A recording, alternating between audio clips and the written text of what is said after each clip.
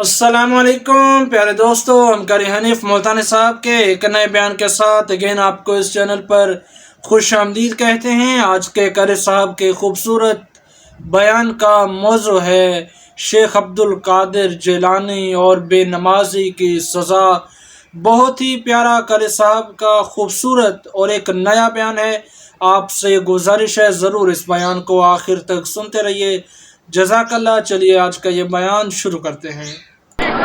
وَلَا مَوْلُودٌ عَنْ وَالِدِهِ شَيْئًا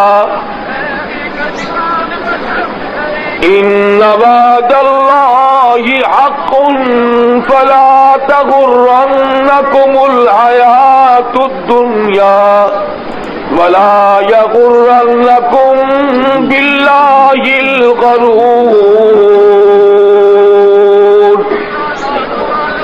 إِنَّ اللَّهَ عِندَهُ عِلْمُ السَّاعَةِ وَيُنَزِّلُ الْغَيْثَ وَيَعْلَمُ مَا فِي الْأَرْحَامِ وَمَا تَدْرِي نَفْسٌ مَاذَا تَكْسِبُ غَدًا وَمَا تَدْرِي نَفْسٌ بِأَيِّ أَرْضٍ تَمُوتُ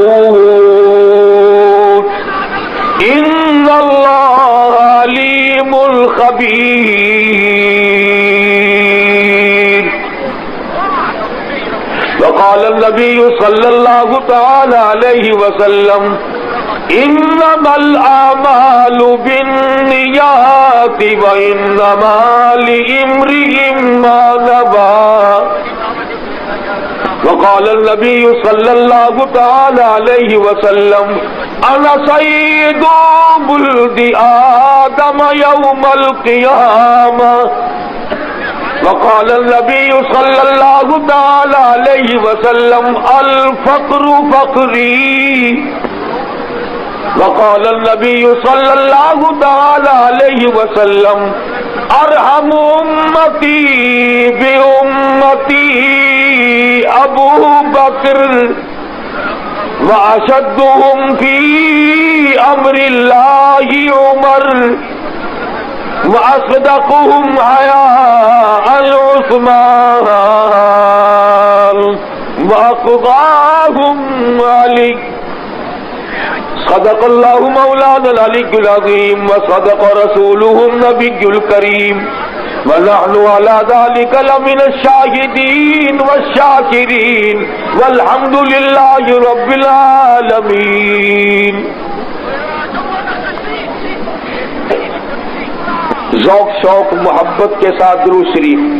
اللہم صلی علی محمد وعلی آل محمد کما صلیت علی ابراہیم وعلی آل ابراہیم انک حمید مجید۔ اللہم بارک علی محمد وعلی آل محمد کما بارکت علی ابراہیم وعلی آل ابراہیم انک حمید مجید۔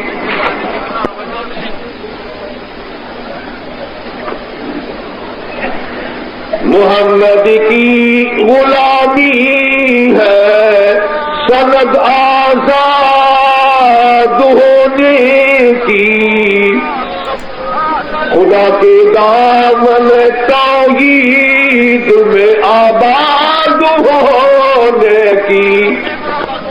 محمد کی محبت دین حق کی شرط اول ہے، اسی میں ہو اگر خامی تو سب کچھ نامکمل ہے۔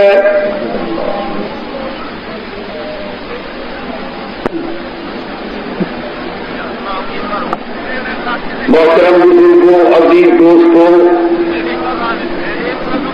حضرات علماء کرام، خداوند عالم نے ہم سب پر یہ کرم اور فضل فرمایا. دنیاوی غرض نہ کوئی آپ کی ہے نہ میری ہے، محض اپنی آخرت کے بارے میں سوچنے کے لیے اور حضرت محمد عربی صلی اللہ علیہ وسلم کا ذکر خیر کرنے کے لیے جمع ہو گئے.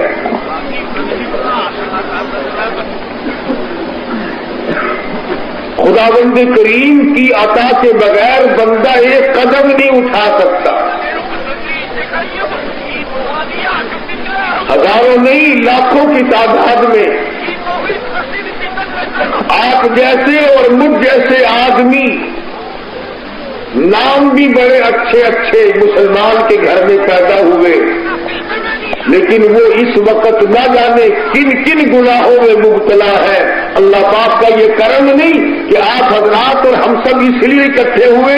آؤ اپنی آخرت کے بارے میں غور کریں، فکر کریں کہ ہم نے اتنی بڑی لمبی زندگی کے لیے کیا تیاری کر رکھی ہے.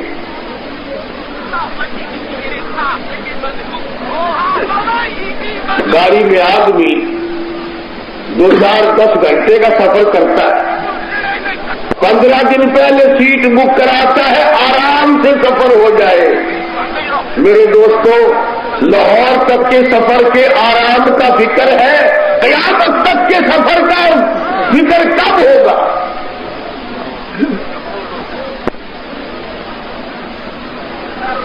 پنڈی اور پشاور کے سفر کی دقتوں کا آپ کو پتا ہے، قبر کی دقتوں کا پتا نہیں.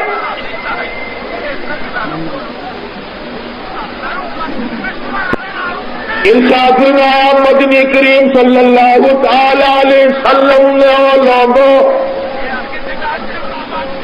تم قبر کیوں یاد کرو یا نہ کرو، آخرت کو یاد کرو یا نہ کرو، موت کو یاد کرو یا نہ کرو، قبر کی زمین تجھے 5 وقت یاد کرتی ہے، آواز لگاتی ہے انا بیت الدود، اور میں کیڑوں کا گھر ہوں، تیاری کر کے آ.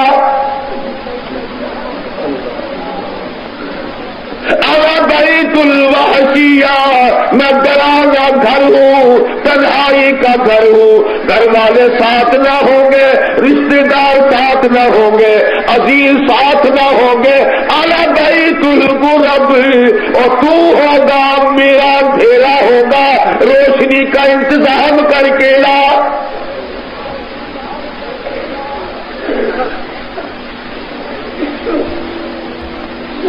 کون سا وقت آئے گا غور و فکر کا اور سوچ کا؟ بچپن میں بچے گالیاں بکتے ہوئے گلیوں میں پھرتے رہتے ہیں، گانے گاتے ہوئے. ماں بھی کہتی ہے بچے ہیں، باپ بھی کہتا ہے ابھی معصوم ہے بیچارہ. جوانی آئی وہ تباہ ہو گئی، بڑھیپا آیا وہ برباد ہو گیا. بڑی عجیب بات کہی مجذوب نے، اسی کو کہتا کہ جو کھیلوں میں تو نے لڑک پن گوایا، جو کھیلوں میں تو نے لڑک پن گوایا، تو بدمستیوں میں جوانی گوائی، جو اب غفلتوں میں بڑھیپا گوایا، تو بس یہ سمجھ زندگانی گوائی. بچپن کھیل کی نظر کر دیا، جوانی بدماشیوں میں گزر گئی، بڑھیپے میں بل کچھ نہیں پڑتا، آخری وقت ہے. نتیجہ یہ ہے مرتے وقت ایمان کی رسی پلے موجود نہیں. ایسی صورت میں کیا کر سکتا ہے؟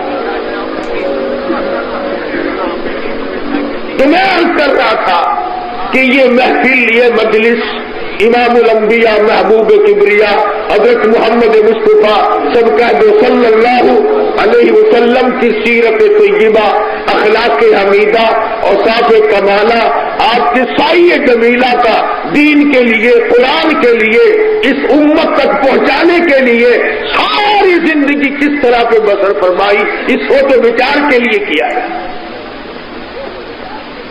نہ یہ مجلس محفل ہار جیت کے لیے قائم کی گئی، نہ یہ کسی کو گرانے کے ارادے سے، न किसी को पछाड़ने के इरादे से, न इन साथियों का कोई प्रोग्राम है कि किसी को गालियां दी जाए। और अल्हम्दुलिल्लाह मैं भी उन पागलों में से नहीं कि मुल्तान से कराची सफर करूं गालियां देने के लिए। मैं गालियां क्यों दूं? और मुझे एक और भी मालूम है, मेरा यकीन है कि आप लोगों को मुझसे अच्छी गालियां देनी आती हैं।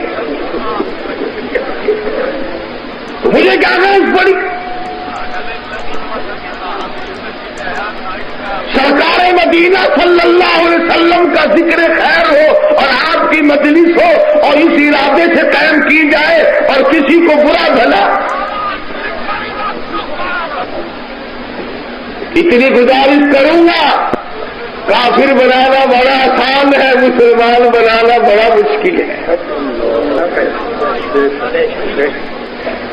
और अगर इस मुश्किल के बारे में पूछना हो, इस मुश्किल का अंदाजा लगाना हो, जा गुंबद खिदरा के सामने खड़ा होकर पूछ के आ, काली कमली वाले तेरा इस कुरान पे क्या खर्च हुआ था?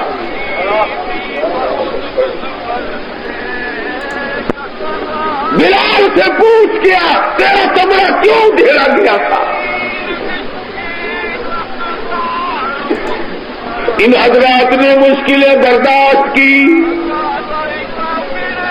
जाओ मक्के की सरजमीन का चक्कर लगाओ और मक्के की गली गली से पूछो, पहाड़ की चट्टानों से पूछो, मक्के के बाजारों से पूछो, और मक्के की सरजमीन हमें ये तो बता, मदनी करीम सल्लल्लाहु ताला अलैहि वसल्लम की ज़ात अक़दस को और सहाबा किराम को इन गलियों में क्यों मारा गया? कौन सा नबी जिनकी अज़मत हमारे अकाबिर ने लिखी? फरमाया कि सैयदना आदम अलैहिस्सलातु वस्सलाम का आखिरी वक्त है।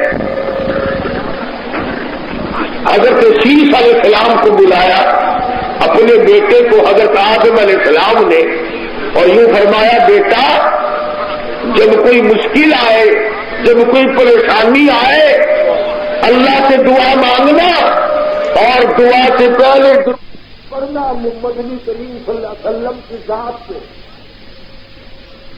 तो हज़रत ने पूछा, अब्बा जान, सारे जहान के इंसानों के अब्बा तो आप हैं, इंसानियत की तख्लीक का सिलसिला आपसे शुरू हुआ, ये कौन है? ये कौन है जिनकी ज़ात पे आप दुरूद शरीफ पढ़वा रहे? फरमाया, बेटा तुझे मालूम नहीं, मैं जन्नत में रह के आया हूं। सुर्ख याकूत वाले महल्लात के दरवाजों पे, सब्ज याकूत के मकानों के दरवाजों पे, मुझको अंबर ज़ाफ़रान के गारे की बने हुए मकानों के दरवाजों पे, जन्नत के दरख्त के हर पत्ते पे, हर कली पे, फूल की हर पत्ती पे मैंने मदनी करीम सल्लल्लाहु अलैहि वसल्लम मोहम्मद का नाम देखा है।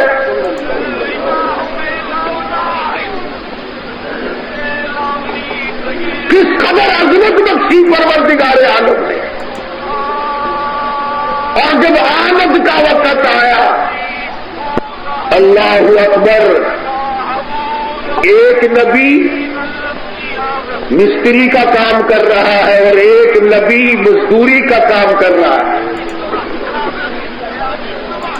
तामीर करने वाला खलीलुल्लाह, उठा कर गारा पकड़ाने वाला ज़बीहुल्लाह, जो बना रहे हैं वो है बैतुल्लाह, और जिसके लिए बन रहा है वो है मुहम्मदुर रसूलुल्लाह। अंदाजा लगाए आप, अजमत देखे, अजमत। हज़रत इब्राहीम अलैहिस्सलाम ने जब बैतुल्लाह को मुकम्मल फरमा दिया तो दुनिया का दस्तूर ये है, जब किसी की कोठी, किसी का बंगला, किसी के फ्लैट, किसी का प्लाजा मुकम्मल हो जाए तो हेड मिस्त्री انجینئر کہتا ہے کہ صاحب دیہڑی تو آپ سے ملتی رہی، انعام چاہیے، انعام دیں آپ۔ تو ابراہیم علیہ السلام نے جھولی پھیلا دی، فرمایا ذبیح اللہ تو بھی جھولی پھیلا دے۔ حضرت ہاجرہ کو بلایا، ہاجرہ تو بھی جھولی پھیلا کے کھڑی ہو جا، سارا تو بھی جھولی پھیلا کے کھڑی ہو جا۔ پوچھا خلیل کیا ہوگا؟ فرمایا اپنی مزدوری کی انعام مانگوں گا، بخشیش مانگوں گا، میں مانگوں گا تم سب آمین کہنا۔ ابراہیم علیہ السلام کی ذات اقدس نے سونا نہیں مانگا، چاندی نہیں مانگی، کوٹھی نہیں مانگی، بنگلہ نہیں مانگا، دولت نہیں مانگی، حکومت نہیں مانگی، بلکہ آواز آئی ربنا وبار، اے میرے پروردگار اور مالک کائنات، میرا انعام یہ ہے، میری مزدوری یہ ہے، میری دیہڑی یہ ہے، اے پروردگار وبعث فیہم رسولا منہم یتلو علیہم آیاتک، ایک ایسا رسول بھیج، ایک ایسا پیغمبر بھیج، ایک ایسا نبی بھیج جو قرآن تیرا ہو، زبان اس کی ہو، تلاوت کر رہا ہو، سکھا رہا ہو، اور اس کی حکمت کی باتیں صحابہ کرام کو بتا رہا ہو، اور ڈوبے ہوئے لوگوں کو پاک کرنے والا ہو، صاف کرنے والا ہو۔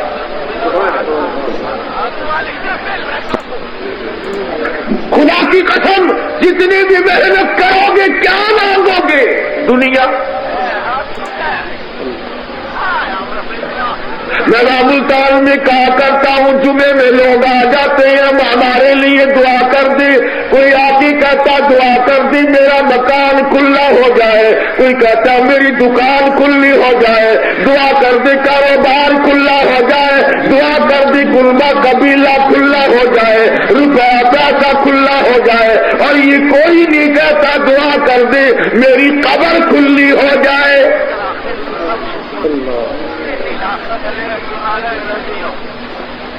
کون کہے؟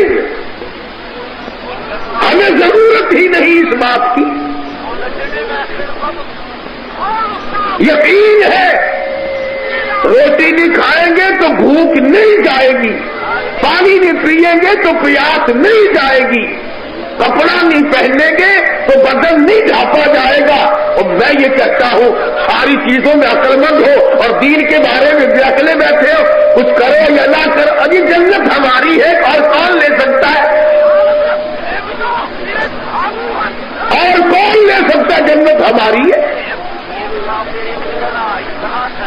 مجھے کیا معلوم ہے کہ جنت کی کیا قیمت ہے؟ تو حضور کریم صلی اللہ علیہ وسلم نے فرمایا میں خلیل اللہ کی بشارت دعا ہوں، ذبیح اللہ کی آمین ہوں، سارا اور ہاجرہ کی آمین کا میں نتیجہ ہوں۔ تو مدنی کریم صلی اللہ علیہ وسلم تشریف لائے تمام انبیاء کے بعد سب سے اخیر میں۔ ایک اور میری بات نوٹ کر لیں، نبی کا نسب، نبی کا حسب پاک ہوتا ہے، توجہ کریں۔ حضور کریم صلی اللہ علیہ وسلم نے ارشاد فرمایا میری اماں حضرت آمنہ سے لے کر حضرت حوا تک، فرمایا میرے ابا حضرت عبداللہ سے لے کر حضرت آدم علیہ السلام تک، دونوں طرف کے بیچ میں ہزاروں مرد آئے، ہزاروں عورتیں آئی۔ فرماتے ہیں دونوں طرف کی لڑیوں میں سے ایک بھی مرد عورت ایسا نہیں جس کے دل میں برائی کا خیال بھی آیا ہو۔ نبی پاک ہوتا ہے، نبی کے خاندان والے اوپر سے اوپر والے تمام کے تمام گندگیوں سے گناہوں سے پاک ہوتے ہیں۔ اس پر ایک بات سمجھیں گے آپ، حضرت عبداللہ تو حضور کریم صلی اللہ علیہ وسلم کے والد کا کیا نام ہے؟ ہاں یاد رکھا کرو، کئیوں کو اپنے باپ کے نام کے یاد بھی نہیں رہتے۔ محبت کا تقاضا ہے یہ کہ خاندان نبوت کو یاد رکھا جائے۔ حضور کریم صلی اللہ علیہ وسلم کے ابا حضرت عبداللہ کے بارے میں سیرت کی کتابوں میں لکھا ہے کہ مکے کی ایک یہودیہ لڑکی اللہ اکبر اللہ بازار سے گزر رہی تھی کہ حضرت عبداللہ پہ نظر پڑی، اللہ حضور کے والد پہ، تو راستہ روک کے کہنے لگی نوجوان میری ساتھ شادی کر لے۔ حضرت عبداللہ نظر نیچی جھکا کر نکل گئے۔ کچھ دنوں کے بعد حضرت عبداللہ کی شادی ہو گئی سیدہ آمنہ خاتون رضی اللہ تعالی عنہا سے۔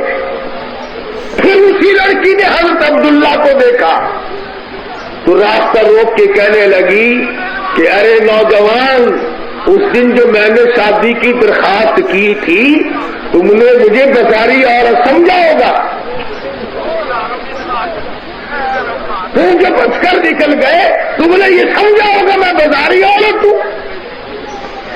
حالانکہ یہ بات نہیں کہتی ہے میں یہودی کی لڑکی ہوں، تورات کی حافظہ ہوں، میری تورات میں آخر الزماں پیغمبر کے ابا کی باپ کی جو نشانیاں لکھی ہوئی ہیں وہ علامات اور ان کی نشانیوں کی 23 نشانی گواہی دے رہی تھی۔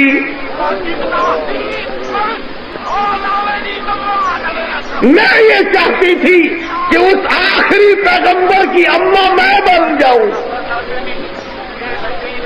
اور اس کی فراست دیکھیں، فراست کہتی ہے اب میں تجھ سے شادی کو تیار نہیں، تمہاری شادی ہو چکی اور تم نے وہ نبوت والی امانت کسی اور کے سپرد کر دی، آج وہ چمک تیری پیشانی میں نہیں ہے۔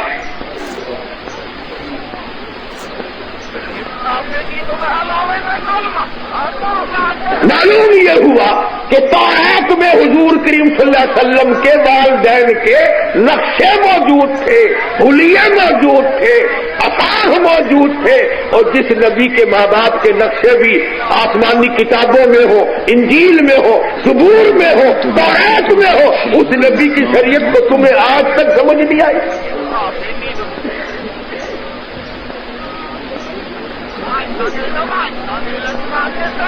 مدنی کریم صلی اللہ تعالی علیہ وسلم کی تشریف آوری کا وقت آ گیا۔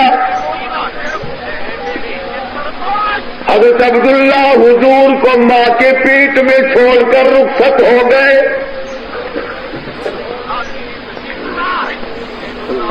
شکم مادر ہی میں حضور یتیم ہو گئے۔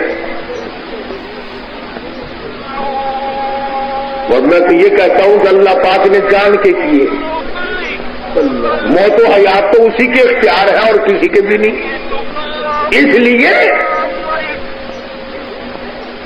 لیے کہ سائے پسند نہ آئے اس پروردگار کو اور بے سایہ کر دیا اس سایہ دار کو۔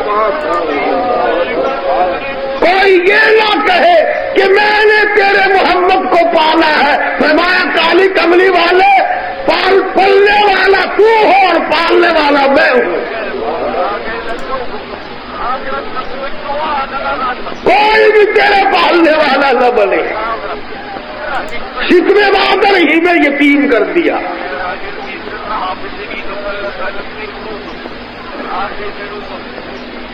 سیدہ آمنہ خاتون رضی اللہ تعالی عنہا گھر میں رہتی ہیں،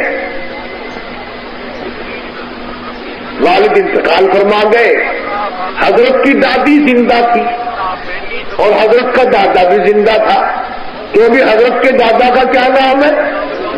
عبد المطلب۔ کھانا کھانے گھر آیا، حضرت کی دادی نے اشارہ کر کے بٹھا لیا،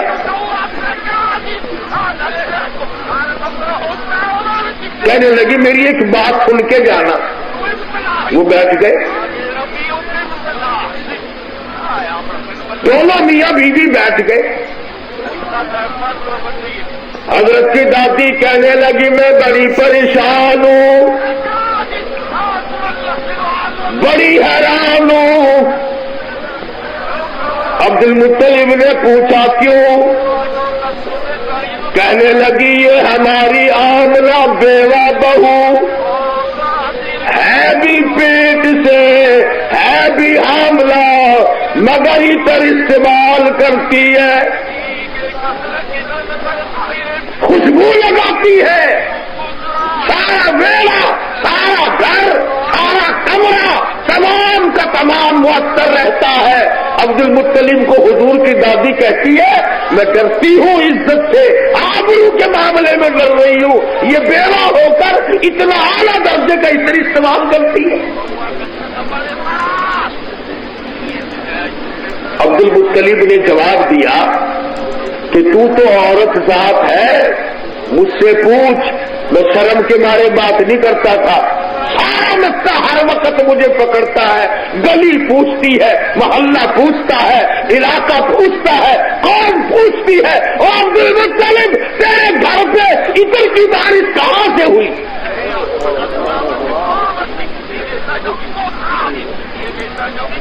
सारा मोहल्ला सारा दिन मुझसे पूछता है।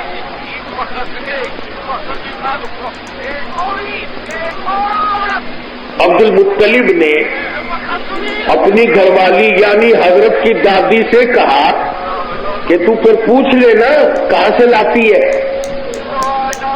पूछ ले कहां से लाती है। कहने लगी कई मर्तबा बुलाया पूछने के इरादे से, कई मर्तबा मैं गई बहू से पूछूंगी। अब्दुल मुत्तलिब को कहती है तुझे क्या बताऊं, इसके चेहरे पे जब मेरी नजर पड़ती है मुझे पसीने आ जाते हैं।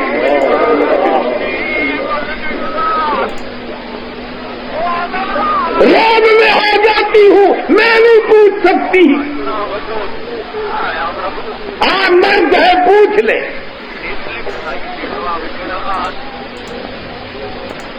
अब्दुल मुत्तलिब कहने लगा मैं तुझे एक और बात बता दूं, अल्लाह ये इतर कोई मामूली इतर नहीं, अल्लाह अकबर, पूर्व जवार का इतर नहीं, शाम का इतर नहीं, फलस्तीन का इतर नहीं, मिस्र का नहीं, यमन का नहीं, खुदा रब का नहीं, कोई खास इतर है। अल्लाह आज का भी ये नहीं है।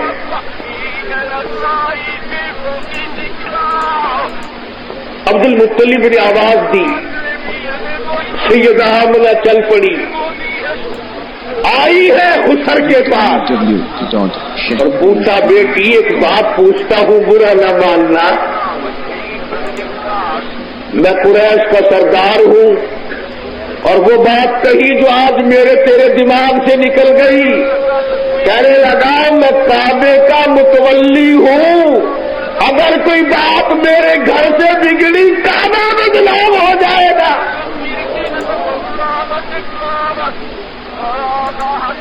कभी हमने भी सोचा कि अगर हमने बदमाशी की, हमने गुंडागर्दी की, हमने कत्ल गारत बिछाया, हमने चोरी की, हमने पड़ोसी की आबरू पे नाका डाला तो मेरी वजह से काफिरों की नजरों में इस्लाम बदनाम होगा।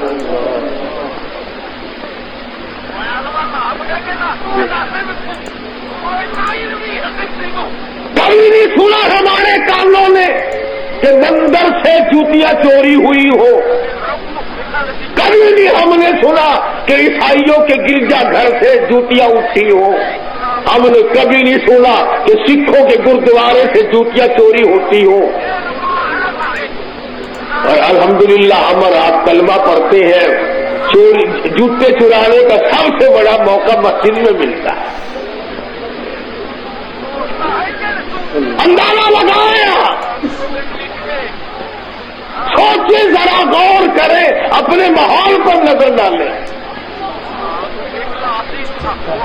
अब्दुल मुत्तलिब ने सैयदा आमना को बुला लिया, तशरीफ ले आई और कहने लगा बेटी बुरा ना मानना, एक बात पूछता हूँ, ये इतर कहाँ से लाती हो, कौन तुम्हें ला के देता है, मुझे बताओ।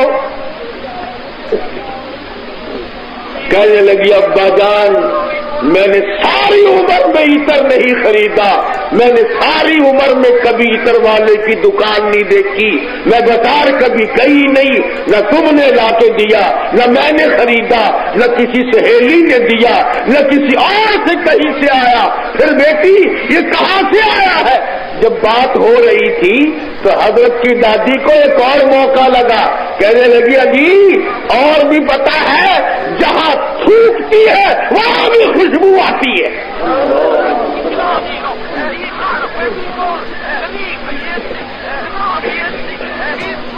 عبد المطلب نے پوچھا بتاؤ نا اس کا سبب کیا ہے، کہاں سے آتا ہے یہ عطر؟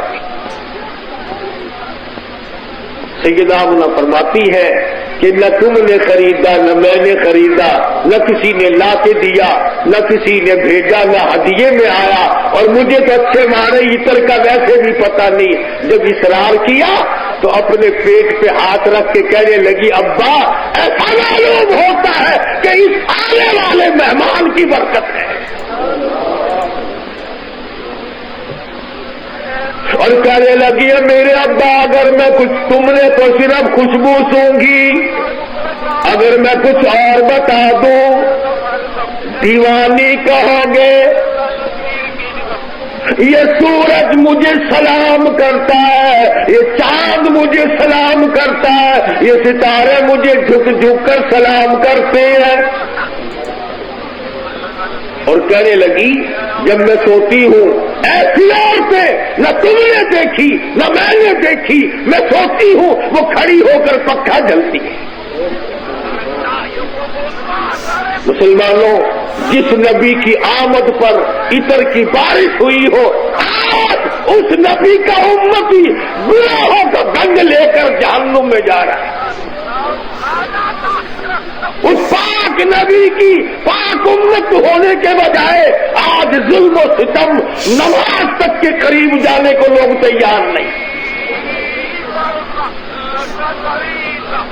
ایسی صورت میں کیا ہم لوگ کامیابی سے ہمکنار ہوں گے؟ اور پھر رحمت دو عالم صلی اللہ تعالی علیہ وسلم جب دنیا میں تشریف لائے، ساری دنیا کے مورخ اور سیر کی کتابوں میں یہ لکھا ہے کہ حضرت جس رات کو پیدا ہوئے گھر میں چراغ میں تیل ڈالنے کے لیے پیسے نہ تھے، اس لیے چراغ نہیں جلا۔ میرا دل یہ بات نہیں مانتا، بلکہ میں کہتا ہوں اصل بات یہ ہے کہ جہاں پر آفتاب نبوت شروع ہونے والا ہو، سراج منیر آ رہے ہو، وہاں مصنوعی چراغوں کا کیا کام ہے؟ وہاں بتیاں کیا کریں گی، وہاں روشنیاں کیا کریں گی؟ جہاں ارے روشنی کو روشنی دینے والے آ رہے ہو، وہاں کون ہے جو سامنے آ کر چراغ جلائے؟ سیدہ آمنہ فرماتی ہے رضی اللہ تعالی عنہا کہ جب حضرت پیدا ہوئے، ایک نفسیاتی بات آپ کو بتلاؤں، عورت غریب جب بچہ جنتی ہے اسے سب سے پہلا یہ اشتیاق ہوتا ہے، یہ انتظار ہوتا ہے کہ یہ خالہ ہو، پاک پھوپھی ہو، نانی ہو، دادی ہو یا دائی ہو، وہ بول کر بتائے لڑکا ہے کہ لڑکی۔ شرم کی باری پوچھتی نہیں، انتظار بڑا ہوتا ہے اسے۔ اور کیوں نہ ہو، اللہ اکبر، نوجوانوں مسلمانوں کیا کیا باتیں آپ حضرات کے سامنے رکھوں۔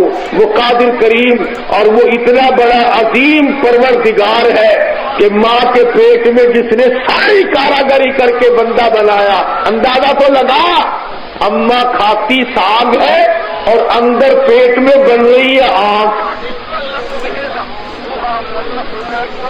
ماں ساگ کھا رہی ہے، کھاتی گاجر ہے، اندر بن رہے کان، کھاتی دال ہے، اندر زبان بن رہی ہے۔ کون ہے اس کاراگری کو کرنے والا؟ فرمایا ثم جعلناه نطفة في قرار مكين۔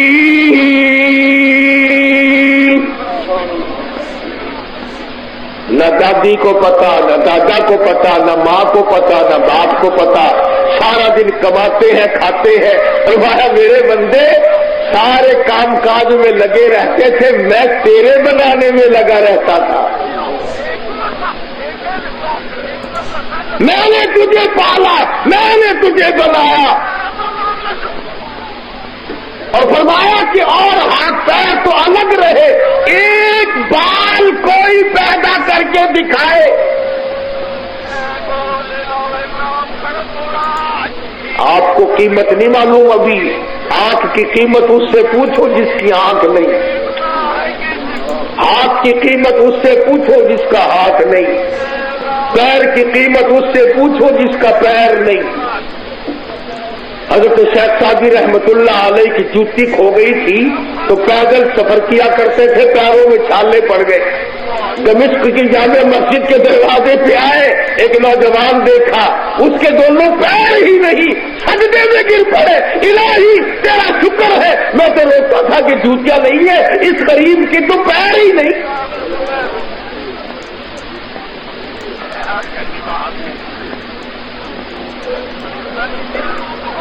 نبی کریم صلی اللہ تعالی علیہ وسلم پیدا ہوئے، تشریف لائے۔ سیدہ آمنہ فرماتی ہے میں یکدم دیکھنے کے لیے اٹھی، میں اپنے یتیم کو دیکھوں۔ اللہ اللہ فرماتی ہے ادھر دنیا میں قدم رکھا، ادھر زمین پہ سجدہ کر دیا۔ میں حیران تھی یہ میرا بچہ کیا کر رہا ہے، ثابت کر دیا میں سجدہ کرنے آیا ہوں، سجدہ کرانے آیا ہوں، ایک کی چوکھٹ پہ سر جھکانے آیا ہوں۔ نعرہ تکبیر، تاجدار ختم نبوت۔ مکے میں دائیوں کا سلسلہ چل پڑا، یہاں بھی لوگ کہتے ہیں کہ غریب سمجھ کر، یتیم سمجھ کر حضور کریم صلی اللہ علیہ وسلم کو دائیوں نے نہیں اٹھایا۔ میری عقل اور دل و دماغ یہ بات نہیں مانتی کہ سرکار کی ذات کو دائیاں نہ اٹھائے۔ وہ کون تھی نہ اٹھانے والی؟ بلکہ میں تو یہ کہتا ہوں کہ میرے آقا نے ان کو پسند ہی نہیں کیا۔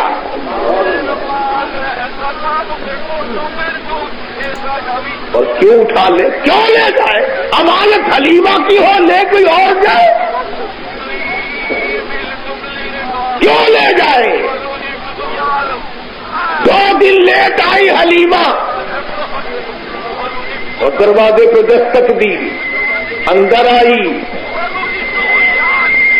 حضرت آمنہ سے پوچھا میں نے سنا ہے تیرا یتیم پیدا ہوا کہ ہاں، کہ ذرا زیارت تو کرا، دکھا تو صحیح۔ اللہ والی سیدہ آمنہ نے چٹی چادر رخ انور سے ہٹا دی۔ حلیمہ کہتی ہے کہ ایسا لشکارا لگا، میری آنکھیں تو جا گئی، اتنا جمال، اتنا حسن۔ فرماتی ہے میں نے فوراً اٹھایا اور پیشانی پہ بوسہ دیا۔ فرماتی میرے لب ٹھر گئے، سینے سے لگایا، میرے سینے میں سرور پیدا ہو گیا۔ اور فرماتی ہے کہ اب مجھے ڈر ہو گیا کہ میں غریب عورت ہوں، کمزور جان کی ہوں، کوئی تکڑی دائی نہ نکلے گھر میں، کسی کی رائے نہ میرے بارے میں بدل جائے۔ گود میں لے کر سینے سے لگا کر بہانے بنا رہی ہے، میرا گھر بڑا دور ہے، میری سواری بھی کمزور ہے، لو میں آخری مرتبہ آپ سے سلام کرتی ہوں، آمنہ میں چلی۔ اور ڈر یہ ہے کوئی اور آ کر اس دولت کو نہ لے لے۔ اور مسلمانوں، حلیمہ نے مدنی کریم صلی اللہ علیہ وسلم کی 3 دن کی عمر ہے، قدر کر لی، تیری 60 برس کی عمر ہو گئی، تجھے آج تک حضور کی نبوت کی قدر نہ ہوئی۔ اگر قدر ہوتی تو یہ حال بنتا؟ ہماری شکلیں تو زندگی کے حالات دیکھو، ایک نماز تک نہیں، روزے نہیں، اور اپنی منچاہی زندگی گزار کر ساری عمر کو برباد کر دیا۔ حلیمہ بار بار تقاضا کرتی ہے، میں جاتی ہوں، مجھے اجازت دو، اور ڈر وہی ہے کیونکہ اور نہ نکلے۔ سیرت کی کتابوں میں لکھا ہے کہ حلیمہ حضور کریم صلی اللہ علیہ وسلم کو گود میں لے کر اپنی اونٹنی پہ سوار ہو گئی، بیٹھ گئی۔ حلیمہ کا خامند آگے بیٹھ گیا۔ اللہ پاک نے اونٹنی کو سمجھا دیا، ہے تو بے خبر، ہے تو ناواقف، پر میرے محبوب کی طرف پیٹھ کیے بیٹھا ہے، بے ادبی کر رہا ہے، بے ادبوں کو اٹھا کر لے جانا تیرا کام نہیں۔ ڈنڈے مارتا ہے حلیمہ کا خامد، اٹھتی نہیں۔ حلیمہ کہنے لگی بختوں والا بچہ معلوم ہوتا ہے، آپ اپنی گود میں لے لیں۔ گود میں لیتے ہی اونٹنی خود بخود کھڑی ہو گئی، کھڑی نہیں ہوئی چل پڑی، چلی نہیں دوڑ پڑی، برق رفتار بن گئی۔ وہ جو 2 دن پہلے دائیاں آگے جا چکی تھی، انہوں نے دیکھا تیز رفتار سواری آ رہی ہے، گردوں کو باہر اڑ رہا ہے۔ ایک دائی نے زور سے آواز لگائی، قافلہ اکٹھا ہو جاؤ، کوئی لٹیرا آ رہا ہے۔ سارا قافلہ ایک جگہ جمع ہو جاؤ، کوئی لٹیرا آ رہا ہے۔ ایک تیز نگاہ والی دائی پیچھے کو دیکھ کر کہنے لگی لٹیرا نہیں، ایسا معلوم ہوتا ہے 2 جہان کے مقدر کا سویرا۔ کہنے لگی دیکھو ستارے چھاؤ کرتے آ رہے ہیں۔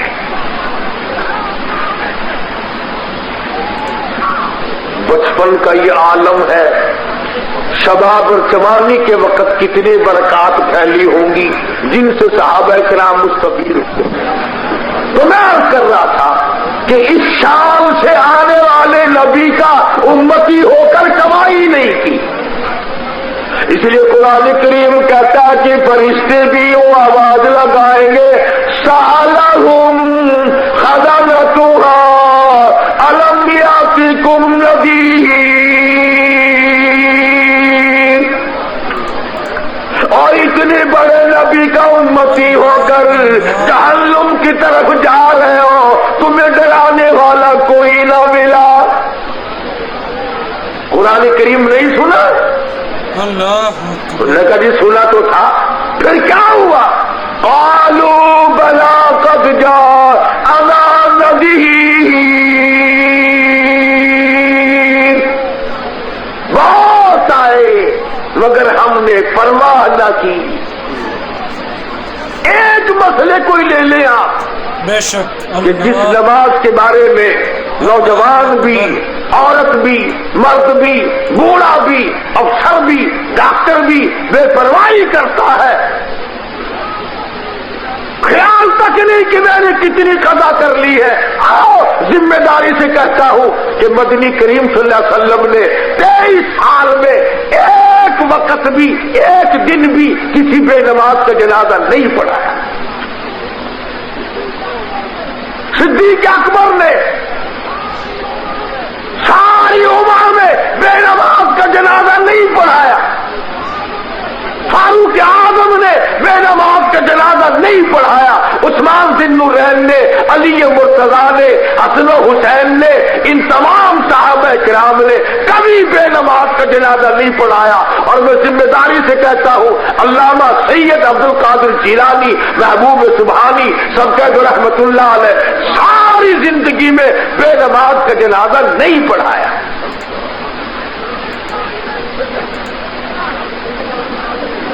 سید عبد القادر جیلانی رحمت اللہ علیہ کی کتاب موجود ہے غلیۃ الطالبین، 1059 صفحے سے لے کر 63-64 تک پڑھ کر کے دیکھیں۔ اللہ والے نے قلم سے لکھا، اپنے ہاتھ سے لکھا۔ فرماتے ہیں جو آدمی جان بوجھ کر نماز قضا کر دے، جان بوجھ اگر نماز میں سستی کرے، بے پرواہی کرے، علامہ کا فتویٰ ہے فَنِكَاحُهَا بَاطِلٌ بَاطِلٌ بَاطِلٌ، 3 مرتبہ لکھا ہے، اس کا نکاح ٹوٹ جاتا ہے، اولاد حرام کی پیدا ہوتی ہے۔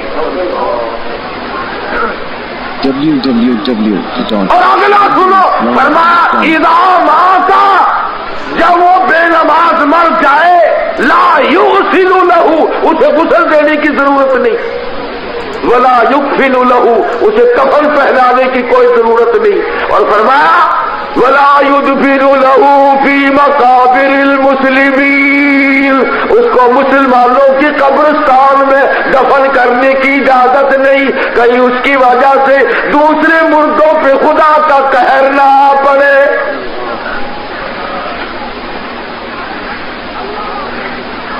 اللہ والے کی کتاب کا میں نے آپ کو عبارت سنائی ہے، نہ ملے جو سزا چور کی وہ ملی۔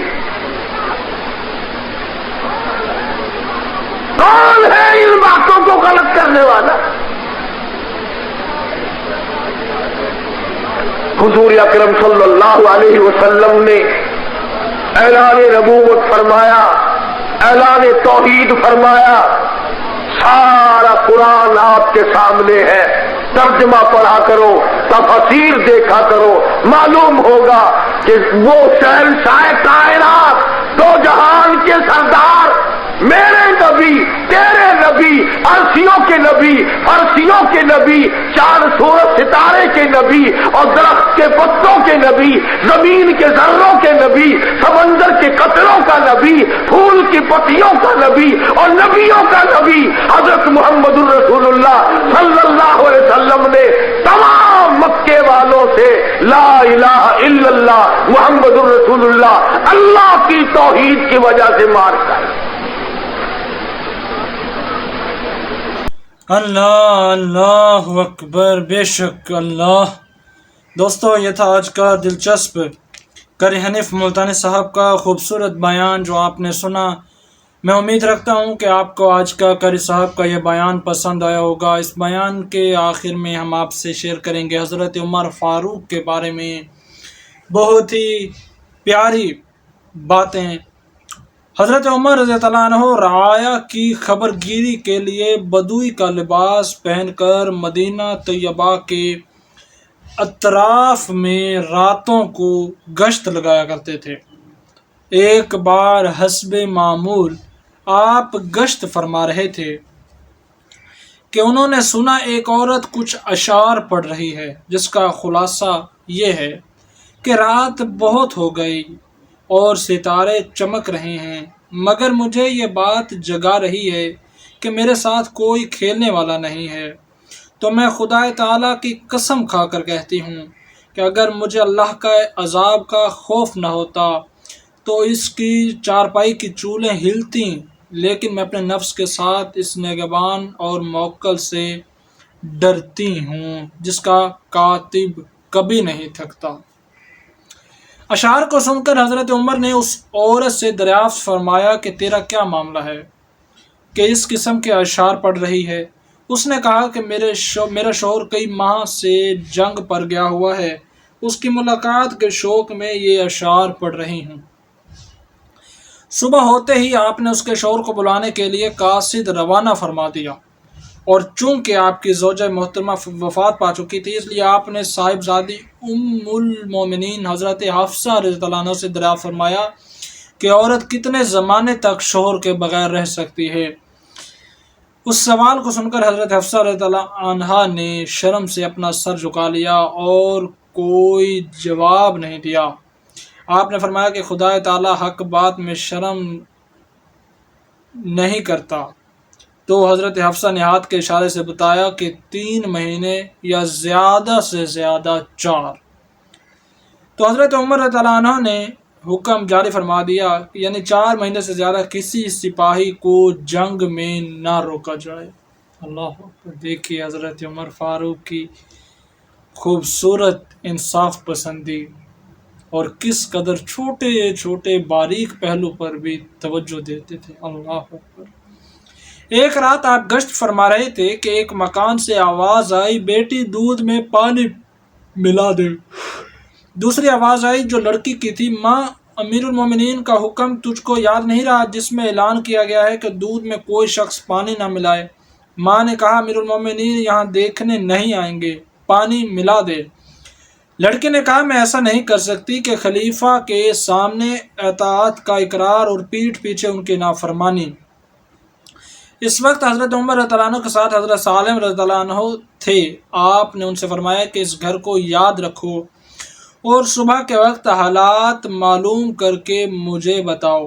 حضرت سالم رضی اللہ عنہ نے دربار خلافت میں رپورٹ پیش کی کہ لڑکی بہت نیک جواں اور بیوہ ہے، کوئی مرد ان کا سرپرست نہیں، ماں بے سہارا ہے۔ آپ نے اسی وقت اپنے سب لڑکوں کو بلا کر فرمایا کہ تم میں سے جو چاہے اس لڑکی سے نکاح کر لے۔ تو حضرت عاصم رضی اللہ عنہ تیار ہو گئے۔ آپ نے اس بیوہ لڑکی کو بلا کر حضرت عاصم رضی اللہ تعالیٰ عنہ سے عقد کر کے اپنی بہو بنا لیا۔ اس واقعہ کو غیر مقلد مولوی نے ایک جلسہ میں بیان کرنے کے بعد ان لفظوں میں تبصرہ کیا کہ دیکھو امیر المومنین حضرت عمر رضی اللہ عنہ اتنے اعلیٰ خاندان کے ہوتے ہوئے اپنے صاحبزادی کی شادی ایک گوالن سے کر دی، لہٰذا حنفیوں کا کفو والا مسئلہ غلط ہے۔ اتفاق سے جلسہ کی تقریریں سننے کے لیے ایک سنی حنفی مولوی بھی گئے تھے۔ غیر مقلد کی اس تقریر سے متاثر ہو کر انہوں نے یہ خیال قائم کر لیا کہ واقعی کفو کا مسئلہ غلط معلوم ہوتا ہے۔ یہ بات انہوں نے ایک سنی حنفی مفتی سے بیان کی تو حضرت مفتی صاحب نے فرمایا کہ یہ غیر مقلد نے فریب سے کام لیا جسے آپ بھانپ نہ سکے۔ حنفیوں کے یہاں لڑکی کی طرف سے کفو ہونے کا اعتبار نہیں، وہ چھوٹی سے چھوٹی برادری اور بہت کم درجے کی لڑکی سے بھی نکاح کر سکتا ہے۔